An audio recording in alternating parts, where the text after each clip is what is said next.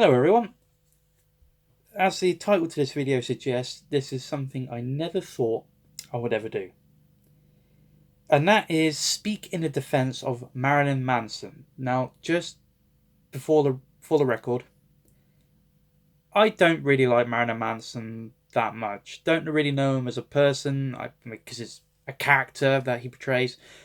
But as far as music's concerned, I like one, maybe two songs. That's it. He's just sort of there, really. I don't particularly hate his music, but I don't particularly like it either. It's just there.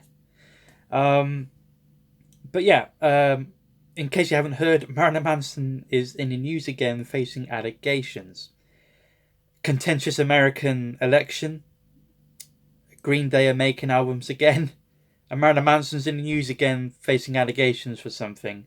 It's like the year 2000 never left us. Anyway, on to the topic at hand. Basically, Marilyn Manson is accused by, I believe, several women of drugging, raping, domestic abuse as well, I think, because apparently that's what news is these days. They are just that. They are allegations. Nothing else, nothing less. They are merely allegations against him. But as we all know, merely having an allegation is as good as a guilty verdict in the court of public opinion, particularly the court of the media opinion, because such a reputable bunch, aren't they? But these are the basically. I speak in his defense because he's not the only one. I spoke in defense of Johnny Depp when all that stuff came out about him. It was merely allegations, and it turns out it was the other Amber Heard, his I think wife. I think it was psychotic slag either way. I believe it was all her who was about that. If you go back to the 80s, someone killed himself and they blamed Ozzy Osbourne's Suicide Solution to it. Another person killed themselves, and they blamed Judas Priest, saying they were backward messages in the "Better by You, Better by Me" song, and they're all rubbish, as we know. But at the time, it was back then, so the court of public opinion wasn't quite as bad as it is now. But imagine if that happened these days. And something very similar happened to Marilyn Manson. I can't remember the actual date, but it was a Columbine shooting tragedy, where basically Marilyn Manson was blamed for it, and the media tried smearing him because he was a popular star at the time. So naturally, he's public enemy number one because let's face it, his act is very controversial. Ripping up Bibles. He's got Nazi iconography. He is not a Nazi, by the way. He is not a fascist. I do believe he is very much an anti-fascist, not an Antifa, but anti-fascist. So basically, I believe he was accused of one of the things I saw was holding down a trans person with holding a gun to her head, saying "I hate a bundle of sticks." I'm not going to say the actual term because I'll probably get banned, but he's saying "I hate a bundle of sticks." That's what he said. That's your clue. Again, allegations we don't actually know. The media doesn't know, but because saying he's guilty gives him a lot of money, then there we go.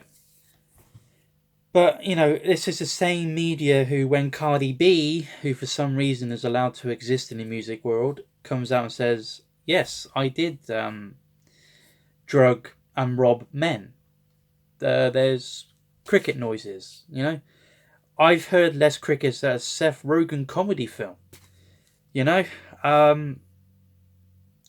Again, when Harvey Weinstein came out on all these allegations, the same people who would be accusing Marilyn Manson were complicit in his crimes. Oprah Winfrey. When Roman Polanski was in the news a little while, I think a few years ago, Whoopi Goldberg was basically saying that what he did wasn't rape. This is actually an interview. Look it up before it gets yeeted off the internet, because I'm sure they don't want that coming out into the public. So these same people who are projecting this moral outrage are probably the most immoral people ever. Really, let's face it. When Hollywood basically, have been exposed as raping young children, again, nothing. All hushed under by the same people who spark moral outrage.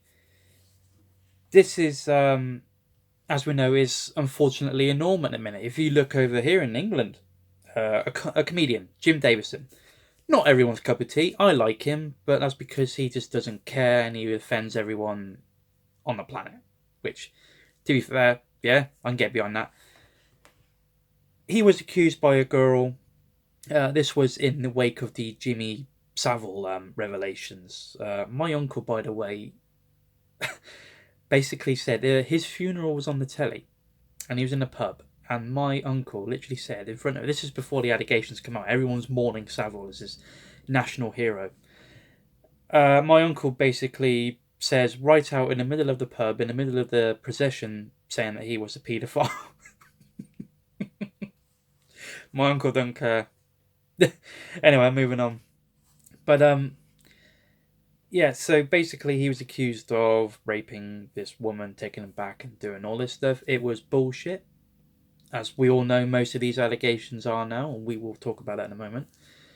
This is going to get me in a lot of trouble, I know it. Basically, he was accused of doing this.